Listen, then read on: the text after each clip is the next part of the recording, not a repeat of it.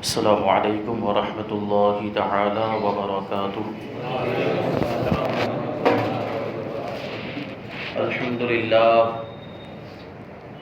للہ رب العالمین والعاقبۃ للمتقین والصلاة والسلام علی سید الانبیاء والمرسلین وعلی آلہ واصحابہ اجمعین، اما بعد فأعوذ باللہ من الشیطان الرجیم، بسم اللہ الرحمن الرحیم۔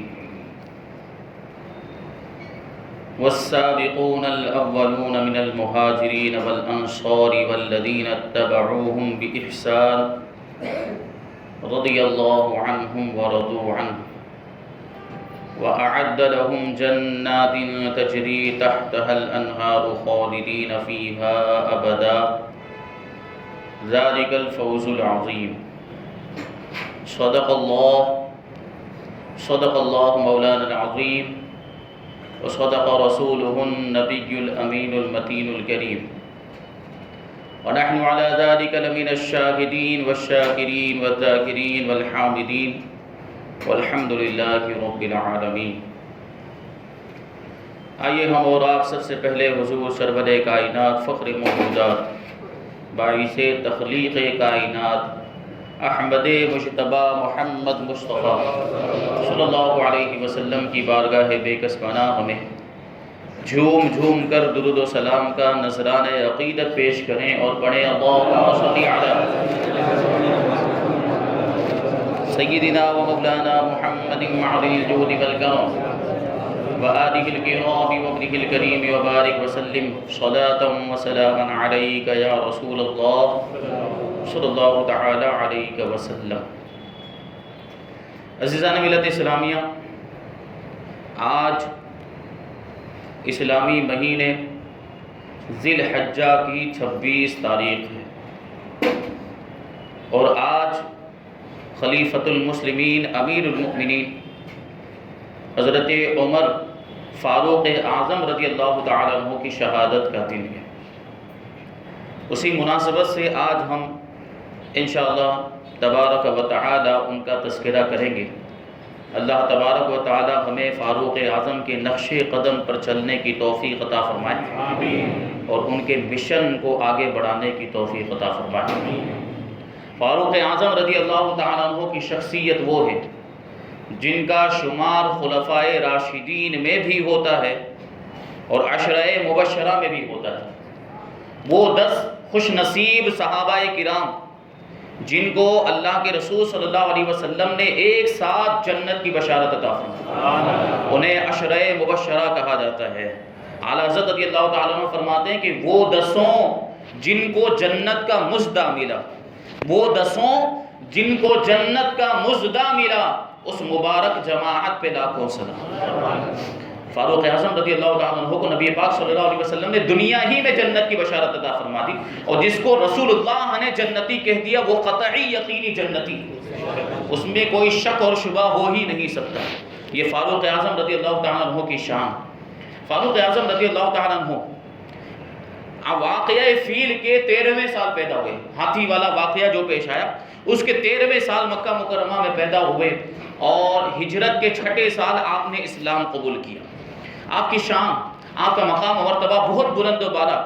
آپ کی ایک خصوصیت یہ ہے کہ اللہ کے رسول صلی اللہ علیہ وسلم نے خود آپ کے لیے دعا فرمائی، اللہ کے رسول صلی اللہ علیہ وسلم نے خود آپ کے لیے دعا فرمائی کہ اللہ تبارک و تعالی عمر کے ذریعے اسلام کو تقویت عطا فرمائے۔ چنانچہ حدیث شریف میں ہے اللہم اعز الاسلام بعمر بن الخطاب خاصتا، اے پروردگار خاص طور پر عمر ابن خطاب کے ذریعے اسلام کو عزت عطا فرما۔ یہ فاروق اعظم رضی اللہ تعالیٰ عنہ کی شان۔ آپ کا نام نامی اس میں گرامی عمر ہے، اور دور جاہلیت میں بھی آپ کا نام عمر تھا، اور اسلام قبول کرنے کے بعد بھی آپ کا نام عمر ہی رہا۔ عمر کا مطلب ہوتا ہے آباد رکھنے والا، آباد کرنے والا، اور اللہ تبارک و تعالی نے آپ کا نام عمر رکھا کیونکہ آپ کے ذریعے سے اسلام آباد ہونے والا تھا۔ اور عمر کا ایک مطلب یہ بھی ہوتا ہے انسانی زندگی کی مدت۔ ہم کہتے ہیں نا آپ کی عمر کتنی ہے، انسانی زندگی کی مدت کو بھی عمر کہا جاتا ہے. جسم کی آبادی کا زمانہ، کہ جسم جتنے عرصے تک زندہ رہتا ہے، آباد رہتا ہے، اس کو عمر کہا جاتا ہے. تو فاروق اعظم رضی اللہ تعالیٰ عنہ قبول اسلام سے لے کر آخری وقت تک، وصال ظاہری تک اللہ تبارک و تعالیٰ نے آپ کی ذات کے ذریعے سے اسلام کو آباد فرمایا، اس لیے آپ کو عمر کہا جاتا ہے. آپ اس نام کے مستاق ہیں، اسم با مسمى ہیں. یہ شان فاروق اعظم رضی اللہ تعالیٰ عنہ کا نسب آپ دیکھیں تو بڑی شرافت والا نسب، اور ایسی فضیلت کہ آپ کا جو سلسلہ نسب ہے وہ 9ویں پشت میں اللہ کے رسول صلی اللہ علیہ وسلم کے خاندانی شجرے سے جا کر مل جاتا ہے. رسول اللہ صلی اللہ علیہ وسلم کا شجرہ نسب کچھ اس طریقے سے ہے. اللہ کے رسول صلی اللہ علیہ وسلم آپ صاحبزادے ہیں حضرت عبداللہ کے، حضرت عبداللہ صاحبزادے ہیں حضرت عبد المطلب کے، وہ صاحبزادے ہیں حضرت ہاشم کے، وہ صاحبزادے ہیں حضرت عبد مناف کے، وہ صاحبزادے ہیں حضرت قصی کے، اور وہ صاحبزادے ہیں حضرت کلاب کے، وہ صاحبزادے ہیں حضرت مرہ کے، وہ صاحبزادے ہیں حضرت کعب کے، وہ صاحبزادے ہیں حضرت لوئی کے، وہ صاحبزادے ہیں حضرت غالب کے، وہ صاحبزادے ہیں حضرت فہر کے، اور وہ صاحبزادے ہیں حضرت مالک رضی اللہ تعالیٰ عنہ. یہ حضرت مالک تک رسول اللہ صلی اللہ علیہ وسلم کا جو شجر نسب ہے یہ بالکل متفق علیہ ہے، اس پر اتفاق ہے. بہت سی کتابوں کے اندر حضور صلی اللہ علیہ وسلم کا یہ شجر نسب دیا. اب دیکھیے فاروق اعظم رضی اللہ تعالیٰ عنہ کا سلسلہ نسب. فاروق اعظم رضی اللہ تعالیٰ عنہ یہ بیٹے ہیں خطاب کے، خطاب بیٹے ہیں نفیل کے، نفیل بیٹے ہیں عبد العزیٰ کے، عبد العزیٰ بیٹے ہیں ریاح کے، ریاح بیٹے ہیں عبداللہ کے، اور عبداللہ بیٹے ہیں قرط کے، اور قرط بیٹے ہیں رضاح کے، اور رضاح بیٹے ہیں عدی کے، عدی کے، اور عدی بیٹے ہیں حضرت کعب کے، حضرت کعب بیٹے ہیں لوئی کے، حضرت لوئی بیٹے ہیں حضرت غالب کے، اور حضرت غالب بیٹے ہیں حضرت فہر کے، اور وہ بیٹے ہیں حضرت مالک رضی اللہ تعالیٰ. 9ویں پشت میں حضرت فاروق اعظم رضی اللہ تعالیٰ عنہ کا شجرہ نسب رسول اللہ صلی اللہ علیہ وسلم کے خاندانی شجرے سے مل جاتا ہے. اور حضرت مالک وہ ہیں کہ جن کا سلسلہ نسب 98ویں پشت میں 58ویں پشت میں حضرت ابراہیم خلیل اللہ علیہ السلام سے جا کر ملتا ہے. یہ اس طریقے سے شجرہ نسب اور خاندانی شرافت فاروق اعظم رضی اللہ تعالیٰ عنہ کو، یہ میری قبیلہ قریش سے آپ کا بھی تعلق ہے. یہ عظمت اور یہ مقام و مرتبہ اللہ تبارک و تعالیٰ نے فاروق اعظم رضی اللہ تعالیٰ عنہ کو عطا فرمایا. آپ کا لقب ہے فاروق.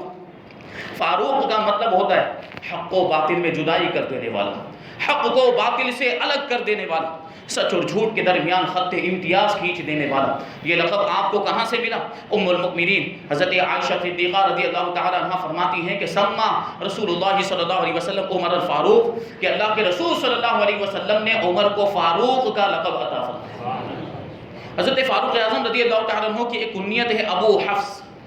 کنیت عام طور پر آدمی اپنے بیٹے یا بیٹی کی طرف منسوب کر کے اختیار کرتا ہے. جیسے کسی کے بیٹے کا نام قاسم ہو تو وہ اپنی کنیت ابو القاسم رکھتا ہے. کسی کے بیٹے کا نام اسماعیل ہو تو وہ اپنی کنیت ابو اسماعیل رکھتا ہے. کسی کے بیٹے کا نام مان لیجیے ابراہیم ہو تو وہ اپنی کنیت ابو ابراہیم اختیار کرتا ہے. اور فاروق اعظم رضی اللہ تعالیٰ عنہ کی جو کنیت ہے ابو حفص، وہ آپ کے بیٹوں یا بیٹیوں میں سے کسی کا نام حفص نہیں تھا. ہاں آپ کی ایک صاحبزادی ان کا نام حفصہ تھا، لیکن بیان کرنے والے بیان کرتے ہیں کہ سب سے پہلے اس کنیت کے ساتھ فاروق اعظم رضی اللہ تعالیٰ عنہ کو جس نے پکارا ہے وہ رسول اللہ صلی اللہ علیہ وسلم کی ذات. فاروق اعظم رضی اللہ تعالیٰ عنہ خود ارشاد فرماتے ہیں کہ جنگ بدر کے دن اللہ کے رسول صلی اللہ علیہ وسلم نے مجھے ابو حفص کہہ کر پکارا. انہو لأول یوم کنانی فیہ رسول اللہ صلی اللہ علیہ وسلم بأبی حفص، کہ جنگ بدر کا دن پہلا دن تھا جب رسول اللہ صلی اللہ علیہ وسلم نے مجھے ابو حفص کنیت کے ساتھ پکارا. اور پھر حضرت زید ابن ابی اوفا بیان کرتے ہیں کہ ایک دن اللہ کے رسول صلی اللہ علیہ وسلم نے مسجد نبوی میں امیر المؤمنین فاروق اعظم رضی اللہ تعالیٰ عنہ کو ارشاد فرمایا کہ قد كنت شدید الشغب علینا فإنی دعوت قد كنت شدید الشغب علینا یا ابا حفص فدعوت اللہ ان يعز الدین بکا او بأبی جہل ففعل اللہ ذلك بکا، کہ اے عمر اللہ تبارک و تعالی اسلام لانے سے پہلے تم ہم پر بہت زیادہ سخت تھے. اے ابو حفص اسلام لانے سے پہلے تم ہم پر بہت زیادہ سخت تھے.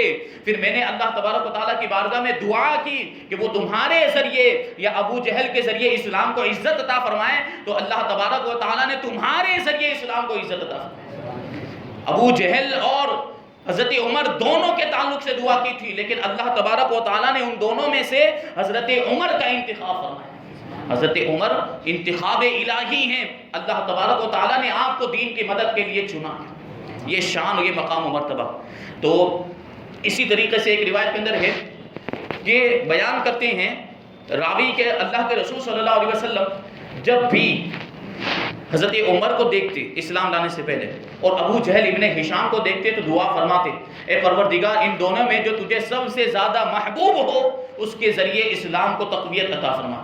تو اللہ تبارک و تعالیٰ نے حضرت عمر کا انتخاب کیا، ان کو اسلام کی توفیق عطا فرمائی۔ اس سے بھی یہ ظاہر ہوتا ہے کہ اللہ تبارک و تعالیٰ کی بارگاہ میں اگر کوئی محبوب ہے، کوئی پسندیدہ بندہ ہے تو وہ حضرت عمر ہے۔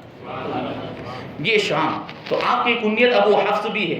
حفص کا ایک مطلب ہوتا ہے شیر کا بچہ، اور شیر کو بھی ابو حفص اسی لیے کہا جاتا ہے کہ اس کا بچہ حفص ہوتا ہے۔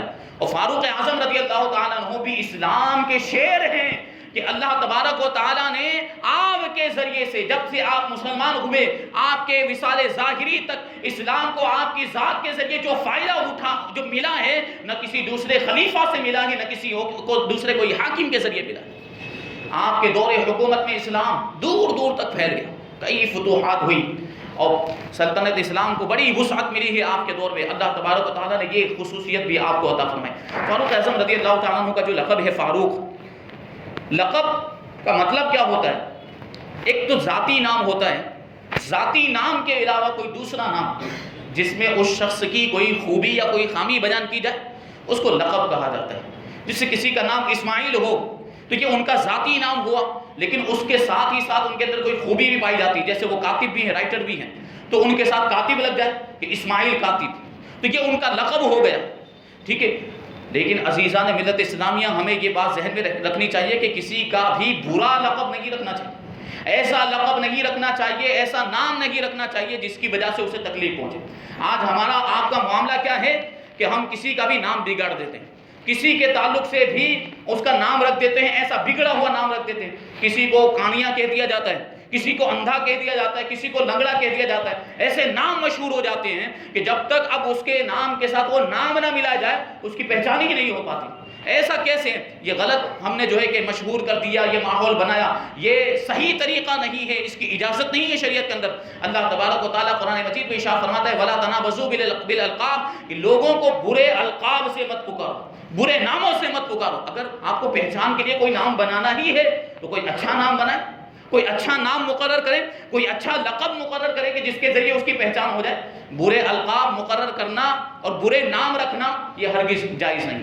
تو صحابہ کرام میں سے بھی بہت سے صحابہ کرام کے القاب، حضرت صدیق اکبر رضی اللہ تعالیٰ عنہ کا لقب، حضرت ابو بکر کا لقب عتیق اور صدیق ہے، یہ بھی آپ کو بارگاہ رسالت سے ملا۔ حضرت عثمان غنی کا لقب، جیسے میں نے گزشتہ جمعہ میں اس کے تعلق سے بتایا، ذو النورین، دو نور والے۔ اور حضرت علی رضی اللہ تعالیٰ عنہ کو شیر خدا کا لقب ملا، اور حضرت خالد ابن ولید رضی اللہ تعالیٰ عنہ کو سیف اللہ، اللہ کی تلوار۔ اس کے علاوہ بھی دیگر صحابہ اکرام کے القاب وہ مشہور ہیں، لیکن حضرت عمر رضی اللہ تعالیٰ عنہ کا لقب ہے فاروق، اور یہ لقب اتنا مشہور ہو گیا ہے کہ ہر شخص کی زبان پر یہی ہے، فاروق اعظم، فاروق اعظم۔ فاروق کا مطلب ہوتا ہے حق و باطل کے درمیان جدائی کرنے والا۔ حضرت نزال ابن صبرہ بیان کرتے ہیں کہ ایک دن ہم نے حضرت شیر خدا مولا کائنات علی مرتضیٰ کرم اللہ وجہہ الکریم سے پوچھا، آپ کی بارگاہ میں عرض کیا، یا امیر المؤمنین، آپ عمر ابن خطاب رضی اللہ تعالیٰ عنہ کے بارے میں کچھ ارشاد فرمایا۔ تو حضرت مولا کائنات شیر خدا رضی اللہ تعالیٰ عنہ نے ارشاد فرمایا کہ وہ ایسی شخصیت ہیں کہ جن کو اللہ تبارک و تعالیٰ نے فاروق کا لقب عطا فرمایا کہ انہوں نے حق کو باطل سے جدا کر کے دکھا دیا۔ یہ لقب آپ کو اللہ کے رسول کی بارگاہ سے بھی ملا ہے اور اللہ کی بارگاہ سے بھی ملا ہے۔ روایتوں میں آیا بروی ہے کہ حضرت عمر فاروق اعظم رضی اللہ تعالیٰ عنہ کا نام آسمانوں میں فاروق ہے، انجیل کے اندر آپ کا نام کافی ہے، توریت کے اندر آپ کا نام منطق الحق ہے، حق بولنے کی جگہ، حق کی جگہ، اور آپ کا نام جنت کے اندر سراج ہوگا۔ سراج کا مطلب چراغ جو روشنی پھیلایا کرتا ہے۔ یہ مقام و مرتبہ فاروق اعظم کا۔ روایت کرتے ہیں خود حضرت عبداللہ ابن عباس سے روایت ہے کہ فرماتے ہیں میں نے ایک مرتبہ حضرت فاروق اعظم رضی اللہ تعالیٰ عنہ سے پوچھا کہ آپ کو فاروق کیوں کہا جاتا ہے؟ تو حضرت عمر رضی اللہ تعالیٰ عنہ نے ارشاد فرمایا کہ میرے اسلام لانے سے 3 دن پہلے حضرت امیر حمزہ رضی اللہ تعالیٰ عنہ مسلمان ہو چکے تھے، اسلام قبول کر چکے تھے، پھر اللہ تبارک و تعالیٰ نے میرے سینے کو بھی اسلام کے لیے کھول دیا اور بے ساختہ میری زبان سے نکلا لا الہ الا اللہ لہ الاسماء الحسنی، کہ اللہ کے سوا کوئی معبود نہیں اور اسی کے اچھے نام ہیں۔ اس سے پہلے رسول اللہ صلی اللہ علیہ وسلم کی ذات سے زیادہ میرے نزدیک کوئی بھی ناپسند نہیں تھا، لیکن اس دن پوری روئے زمین میں رسول کریم صلی اللہ علیہ وسلم سے زیادہ محبوب اور پسندیدہ میرے نزدیک کوئی اور تھا ہی نہیں۔ فاروق اعظم کہتے ہیں میں نے پوچھا لوگوں سے کہ رسول اللہ صلی اللہ علیہ وسلم کہاں تشریف فرما؟ تو میری ہمشیرہ میری بہن نے کہا کہ رسول اللہ صلی اللہ علیہ وسلم دار ارقم میں تشریف فرما ہے جو کوہ صفا پہاڑی کے نزدیک ہے۔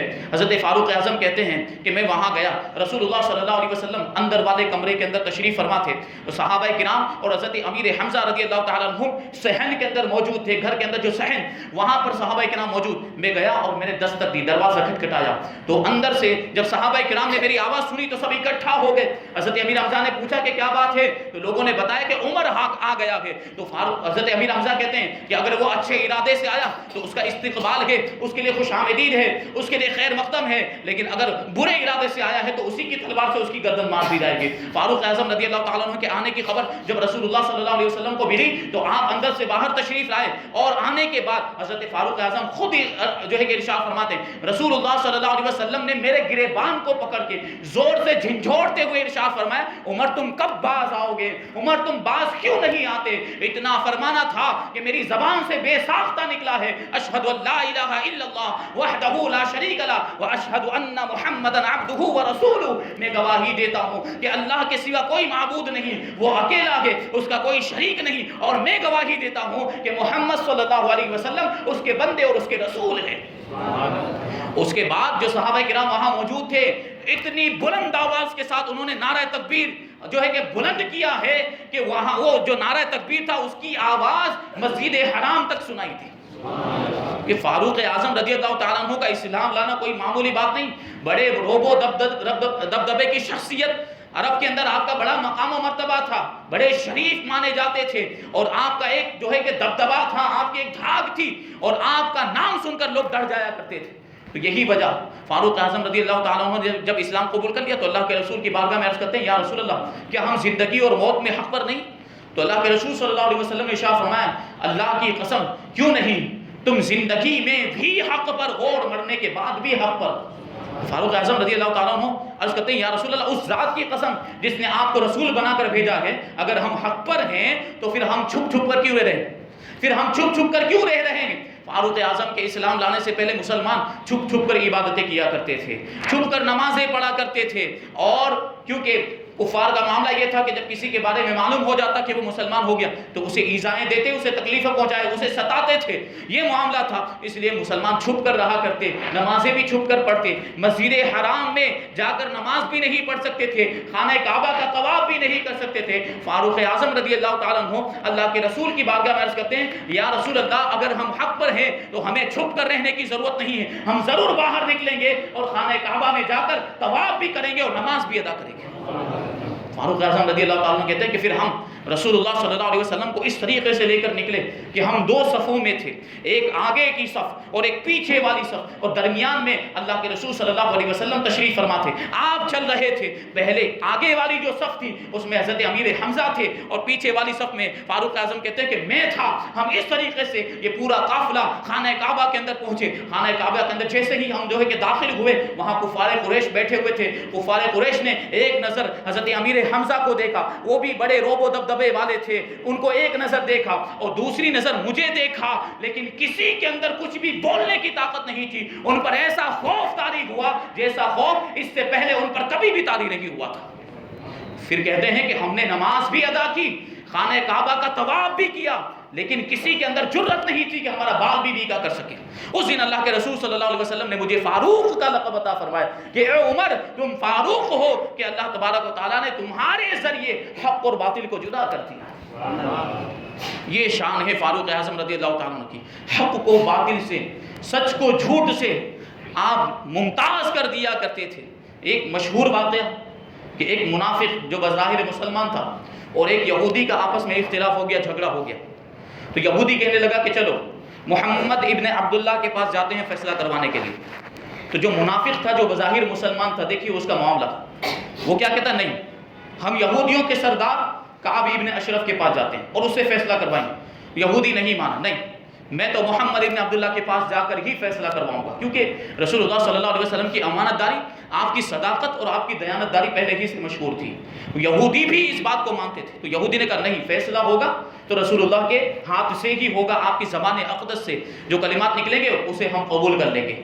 تو لیکن یہ انکار کرتا رہا، آخرکار یہودی جو تھا وہ زبردستی جو ہے اس کو لے کر رسول اللہ صلی اللہ علیہ وسلم کی بارگاہ میں پہنچا اور پورا ماجرا بیان کیا، جو بھی اختلاف تھا وہ پورا واقعہ بیان کیا۔ اللہ کے رسول صلی اللہ علیہ وسلم نے یہودی کے حق میں فیصلہ کر دیا، لیکن جو منافق تھا اس نے اس فیصلے کو قبول نہیں کیا، وہ اس فیصلے پر راضی نہیں ہوا، وہ یہودی سے کہنے لگا کہ چلو عمر ابن خطاب کے پاس جاتے ہیں۔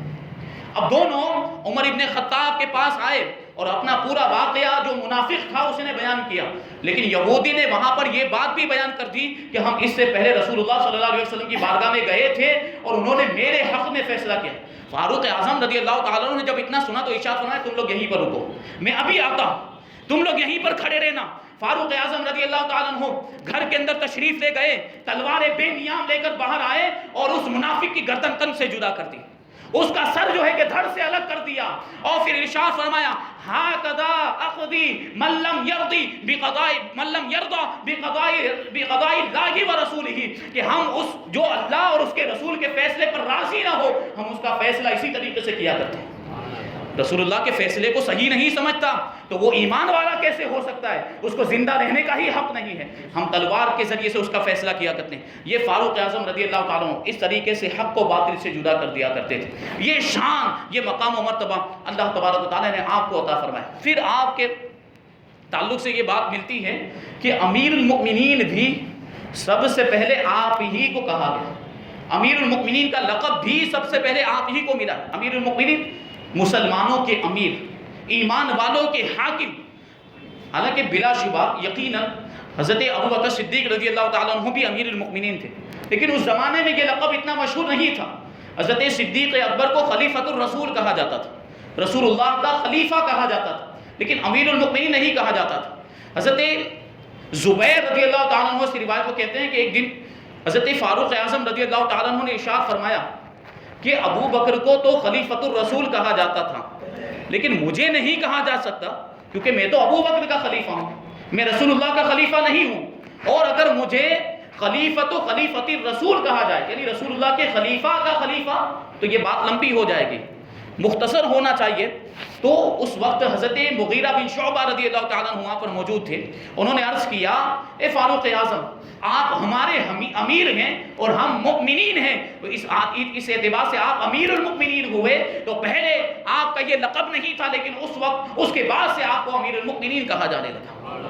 اور ایک روایت اس تعلق سے یہ بھی ہے کہ ایک مرتبہ فاروق اعظم رضی اللہ تعالیٰ عنہ نے عراق کے گورنر کو خط بھیجا کہ دو توانا، تندرست اور عقل مند شخصوں کو میرے پاس بھیجو تاکہ وہ وہاں کے حالات سے مجھے آگاہ کرے۔ تو وہاں کے جو گورنر تھے انہوں نے حضرت لبید بن ربیعہ عامری اور حضرت عدی بن حاتم طائی رضی اللہ تعالیٰ عنہما کو مدینہ منورہ بھیجا۔ یہ دونوں مدینہ منورہ آئے، مسجد نبوی کے باہر اپنی سواریوں کو روکا، سواریوں کو بٹھا کر اترے اور مسجد نبوی میں داخل ہوئے۔ حضرت عمرو بن عاص رضی اللہ تعالیٰ عنہ وہاں پر موجود تھی۔ آنے کے بعد کہنے لگے امیر المؤمنین سے داخل ہونے کی اجازت طلب کیجیے، ہم ان کی بارگاہ میں حاضر ہونا چاہتے ہیں، امیر المؤمنین سے اجازت طلب کیجیے۔ تو عمرو بن عاص کہتے ہیں میں نے کہا کہ تم نے بہت ہی اچھا نام تجویز کیا، اس سے پہلے آپ کو امیر المؤمنین نہیں کہا جاتا تھا۔ تو حضرت عمرو بن عاص کہتے ہیں کہ میں پھر فاروق اعظم رضی اللہ تعالیٰ عنہ کی بارگاہ میں حاضر ہوا اور میں نے آپ کو امیر المؤمنین کہہ کر پکارا، یا امیر المؤمنین، اے ایمان والوں کے امیر۔ تو فاروق اعظم رضی اللہ تعالیٰ عنہ نے ارشاد فرمایا کہ یہ نام کہاں سے لائے؟ یہ نام کیسے آیا تمہاری زبان پر؟ تو حضرت عمرو بن عاص کہتے ہیں کہ دو شخص آئے ہیں عراق سے، انہوں نے باہر سواریاں روکی، مسجد نبوی کے اندر داخل ہوئے اور مجھ سے کہا ہے کہ امیر المؤمنین سے اندر داخل ہونے کی اجازت طلب کیجئے۔ تو میں نے ان سے کہا کہ بڑا ہی اچھا نام تم نے تجویز کیا ہے، بہت ہی درست نام ہے۔ فاروق اعظم رضی اللہ تعالیٰ عنہ نے بھی اس نام کو پسند فرمایا۔ اس سے پہلے آپ جب کسی کو خط لکھا کرتے تھے تو خلیفۃ الرسول لکھتے تھے، یعنی رسول اللہ کے خلیفہ کی جانب سے، لیکن اس کے بعد سے جب آپ کسی کو بھی خط لکھتے تھے تو اس میں لکھتے تھے من عمر امیر المؤمنین، یہ خط عمر کی جانب سے ہے جو امیر المؤمنین ہے۔ یہ شان، یہ مقام و مرتبہ حضرت فاروق اعظم رضی اللہ تعالیٰ عنہ پوری زندگی اللہ کے رسول صلی اللہ علیہ وسلم کے ساتھ رہے۔ ہر موڑ پر اسلام قبول کرنے کے بعد آپ نے زندگی کے ہر موڑ پر، چاہے جنگ ہو یا صلح کا موقع ہو، ہر وقت آپ نے اپنی جانثاری اور وفاداری کا ثبوت دیا ہے۔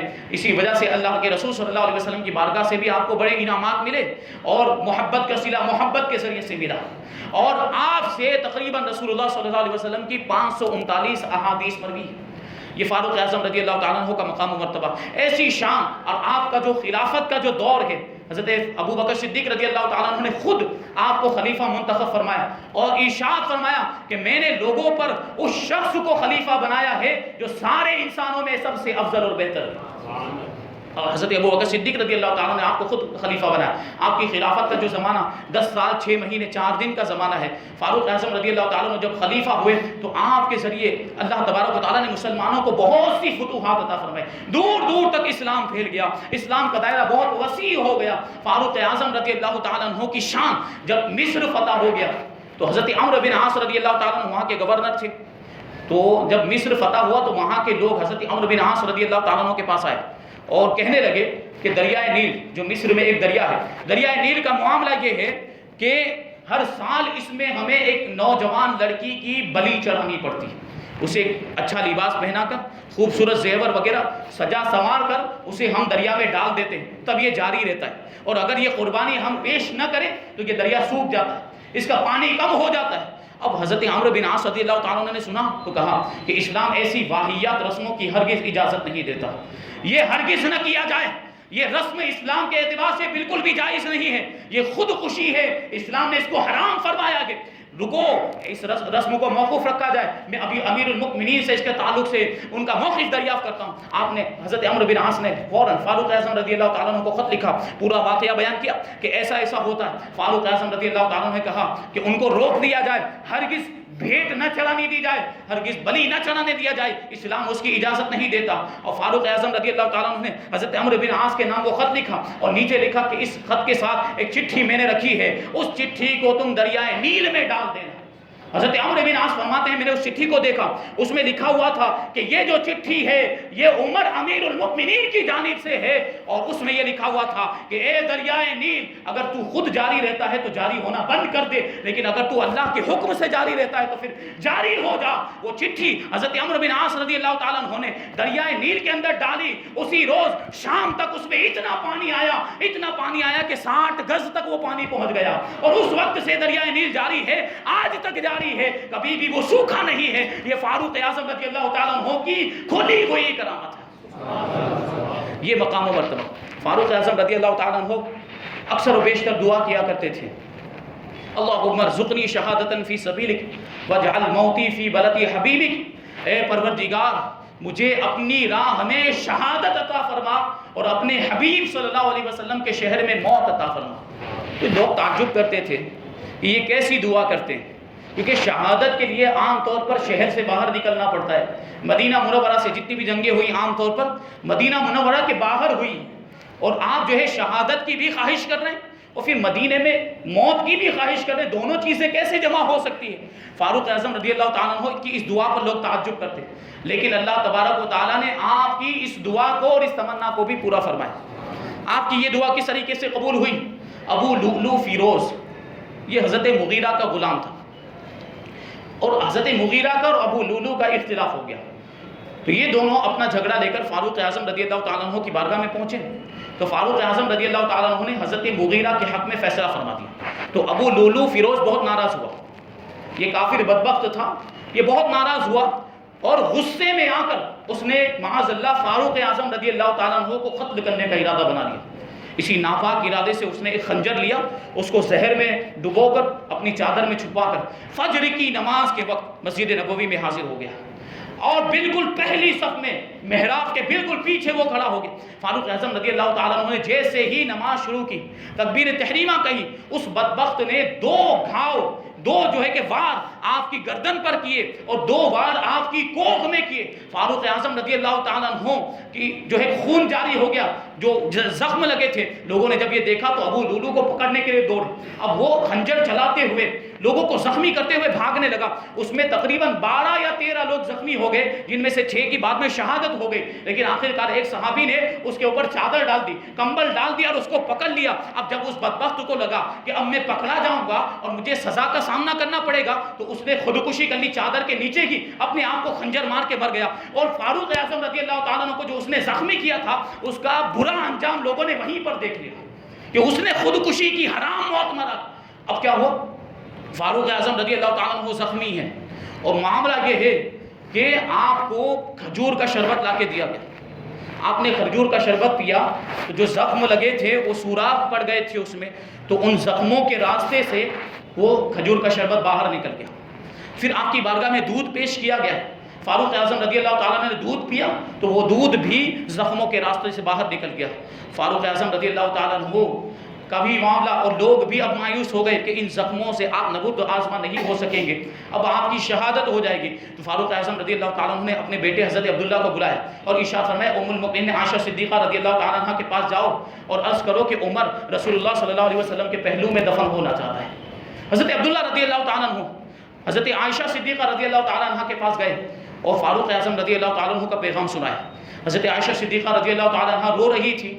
آپ نے ارشاد فرمایا کہ یہ جگہ تو میں نے اپنے لیے خاص رکھی ہوئی تھی رسول اللہ صلی اللہ علیہ وسلم کے پہلو میں، ایک تو حضرت ابوبکر کی جگہ ہے، اس کے بعد جو جگہ ہے یہ جگہ میں نے اپنے لیے خاص رکھی تھی، لیکن میں امیر المؤمنین کو اپنی ذات پر ترجیح دیتی ہوں، ان کو اجازت ہے یہاں دفن ہونے کی۔ چنانچہ آپ کو وہاں پر دفن کیا گیا۔ 26 ذی الحجہ کو آپ زخمی ہوئے تھے اور 1 محرم الحرام کو آپ کی شہادت ہوئی۔ حضرت صہیب رضی اللہ تعالیٰ عنہ نے آپ کی نماز جنازہ پڑھائی، اور حضرت علی مرتضیٰ رضی اللہ تعالیٰ عنہ، حضرت عثمان غنی، حضرت عبد الرحمن ابن عوف اور حضرت سعد بن ابی وقاص رضی اللہ تعالیٰ عنہما نے آپ کو قبر کے اندر اتارا، اور آپ رسول اللہ صلی اللہ علیہ وسلم کے پہلو میں، یہ 2 لوگوں کو خصوصیت ملی ہے رسول اللہ کے پہلو میں دفن ہونے کی، ایک ہے حضرت ابوبکر صدیق رضی اللہ تعالیٰ عنہ اور دوسرے ہیں فاروق اعظم رضی اللہ تعالیٰ عنہ۔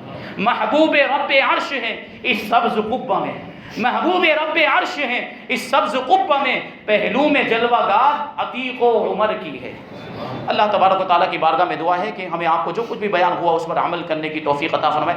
صحابہ کرام کے جیسا قربانی کا جذبہ اللہ تبارک و تعالیٰ ہمارے دلوں میں بھی پیدا فرمائے، ہمیں بھی اسلام کے لیے اپنا سب کچھ قربان کرنے کی توفیق عطا فرمائے۔ وما علینا الا البلاغ۔